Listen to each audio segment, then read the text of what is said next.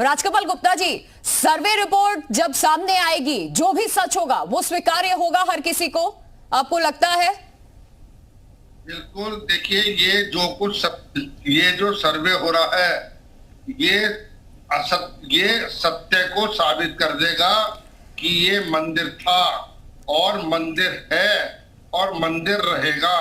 देखिए, इनका ये कहना, एएसआई सर्वे रिपोर्ट में सब चीजें साफ साफ आ जाएंगी। और पहली बार ज्ञान वापी जो कहते हैं मस्जिद है ही नहीं, ज्ञान वापी तो मंदिर ही है।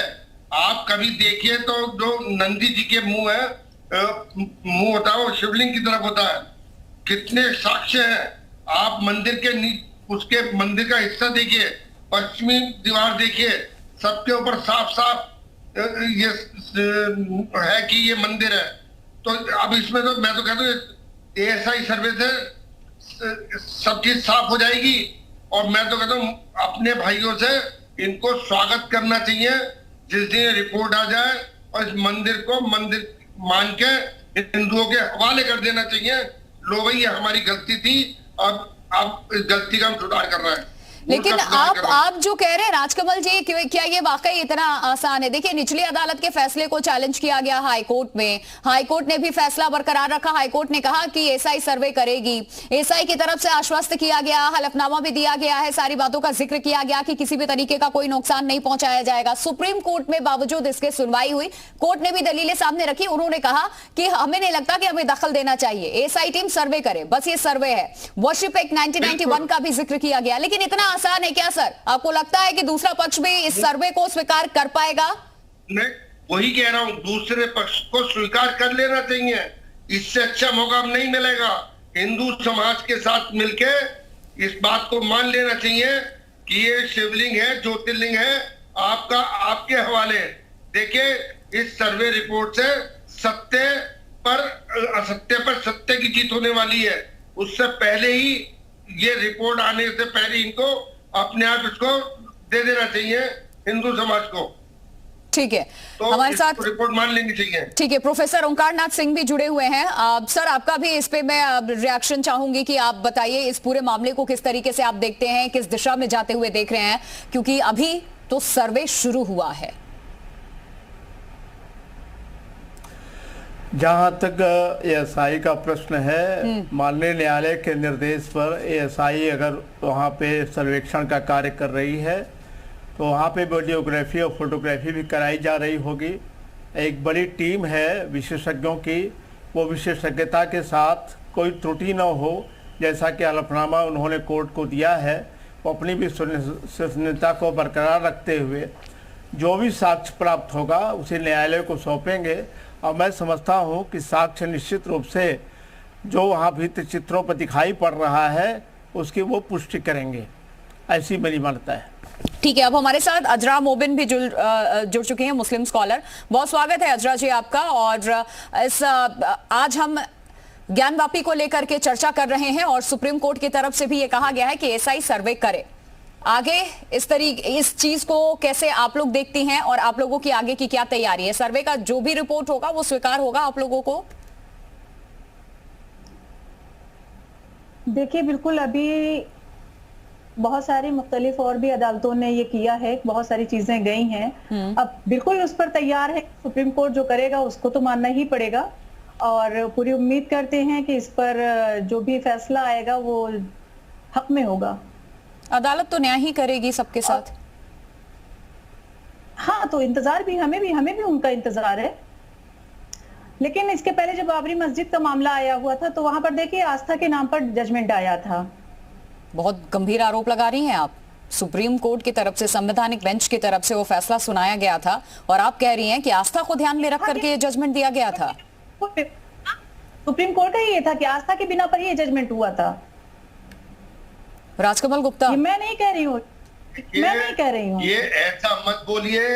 ये सुप्रीम कोर्ट है, ये निर्णय इसने बिल्कुल उचित करती है। आस्था को दिमाग में मानते तो ये निर्णय पहले ही हो गए होते। ये स्थिति नहीं आती आस्था को दिमाग में रखे होते। तो आज जो है ना, आप ज्ञान वापी के लिए ऐसे नहीं बैठ रही होती। आपको केवल ये मान लेना चाहिए कि देखिए, तथ्य को छुपाया नहीं जा सकता। वो मंदिर था, मंदिर है, मंदिर रहेगा। फिर आपसे कह रहा हूँ, नहीं, आपके वो ज्योतिर्लिंग है, से नहीं होगा। ज्योतिर्लिंग को आप अदालत मेरे कहने से साक्ष्य करें। अरे साक्ष्य करें, सत्यता है, सत्यता को आपको मानना पड़ेगा। ये सत्यता है, ऐसी चीज है, मस्जिद जो सत्यता को मानना पड़ेगा। मस्जिद किसी जमीन पर नहीं बनाई जा सकती, किसी के धर्मस्थल पर मस्जिद बनाई वहां नमाज नहीं हो सकती है। तो आप ये कैसे कह देते हैं, कह रहे हैं कि नहीं वो मस्जिद नहीं थी। अभी मस्जिद है ये चीज, मैं कह रहा हूँ आप गलत कीजिए। ठीक है, यहाँ मैं लाना चाहूंगी राजीव श्रीवास्तव को, इतिहासकार है हमारे साथ। अजरा मोबिन, जरा उन्हें भी सुन लीजिए। राजकमल जी एक सेकेंड। राजीव श्रीवास्तव जी, देखिए अभी मैडम ने जो कहा कि आस्था के आधार पर फैसला न हो, तो कोई भी कोर्ट में आस्था के आधार पर फैसला नहीं होता है। अगर आस्था के आधार पर होना होता तो हिंदू मुसलमान बैठ के फैसला कर लिए होते। कोर्ट में गए तो आपको सबूत देना पड़ेगा, और सबसे बड़ा सबूत 1710 में लिखी गई साकी मुस्तैद खां की पुस्तक है मासरे आलमगीरी, और वो जब से 1936 से मुकदमा चल रहा है तब से उसी पुस्तक का हवाला दिया जा रहा है। अब उस पुस्तक को भी नहीं मानेंगे। जो औरंगजेब का दरबारी इतिहासकार था, औरंगजेब ने खुद उसको लिखवाया था। तो औरंगजेब कह रहा है कि हमने मंदिर तोड़ा है, तो फिर ये कौन होते हैं बोलने वाले कि हमने मंदिर नहीं तोड़ा? ये और फिर मंदिर बनारस में 300 से ज्यादा मस्जिदें हैं, क्यों नहीं संस्कृत में उसका नाम लिख दिया गया? ज्ञानवापी अगर नाम से कोई मस्जिद बता रहा है तो मस्जिद हो ही नहीं सकती है। दूसरा नाम नहीं मिला था क्या?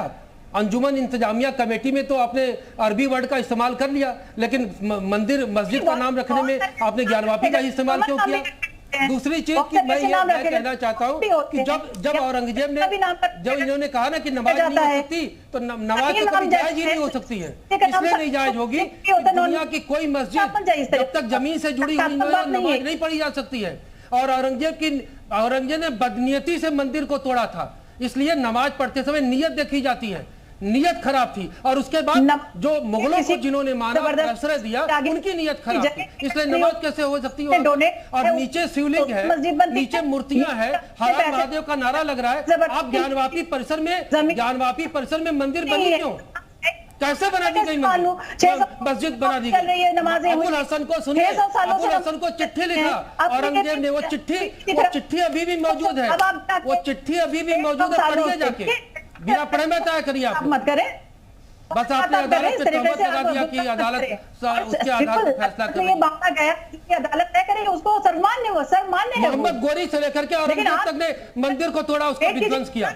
1194 से लेकर लगातार 1669 तक मंदिर तोड़े गए, और एक नहीं सैकड़ों मंदिर तोड़े गए। तो जब सबसे पवित्र स्थान है तो वहां के लिए वो मांग करेगा कि नहीं करेगा? एक सेकेंड सुनिए, अजरा मोबिन, एक सेकेंड राजीव जी शांत हो जाइए जरा, उनको भी अपनी बात रखने का मौका दीजिए। बोलिए अजरा मोबिन। रखे ना, मेरा कहना ये है कि कभी मस्जिद जो है किसी की जबरदस्ती या किसी का हराम का पैसा भी अगर आ रहा है, दूसरे तरीके से पैसा आया है, वहां पर मस्जिद तामीर हो ही नहीं सकती है, कोई नमाज वहां पर होगी ही नहीं। ठीक है, उत्तर प्रदेश के मुख्यमंत्री योगी आदित्यनाथ का भी बयान आपने सुना होगा। देखिए पिछली बार जो कमिश्नर ने सर्वे रिपोर्ट सौंपी थी, जो तस्वीरें कुछ सामने आई थी, एक सेकंड राजीव जी एक सेकंड शांत हो जाइए जरा, ठीक है। अजरा मोबिन, सुना होगा जो तस्वीरें भी सामने आई थी, आपने वो भी देखा होगा, वो त्रिशूल के निशान, देव प्रतिमाएं और किस तरीके से कलाकृतियां थी, वो सारी चीजें क्या है? किसी और मस्जिद में ये सब कुछ है क्या?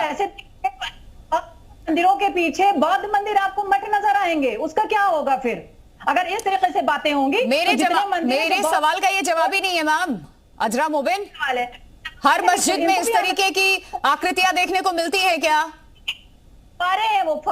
फव्वारे ऐसे ही होते हैं हर मस्जिद में। आपको जो बड़ी मस्जिदें होंगी वहां पर फव्वारे आपको मिलेंगे। मैं फव्वारे की तो बात ही नहीं कर रही,